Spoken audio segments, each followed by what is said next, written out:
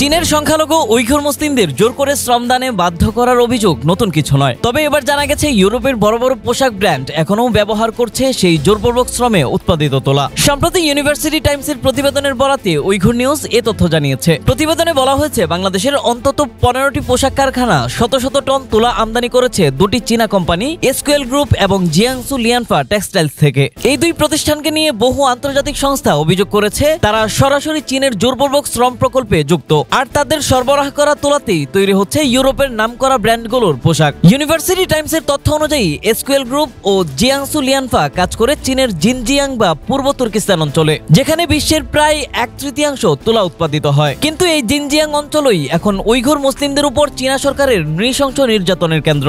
জাতিসংঘের 2022 সালের এক প্রতিবেদনে বলা হয় চীনা কর্তৃপক্ষ দীর্ঘদিন ধরে উইঘুর মুসলমানদের উপর দমন পীড়ন চালাচ্ছে। এর মধ্যে আছে ধর্ষণ, শারীরিক নির্যাতন, জোর করে গর্ভপাত এবং অনিচ্ছাকৃত বন্ধ্যাকরণ। 2023 সালে উইঘুরদের জোরপূর্বক শ্রমে বাধ্য করার অভিযোগে 26টি চীনা তুলা রপ্তানিকারী কোম্পানির উপর নিষেধাজ্ঞা দেয় আমেরিকা। দেশটির ডিপার্টমেন্ট অব হোমল্যান্ড সিকিউরিটি এই নিষেধাজ্ঞা জারি করে।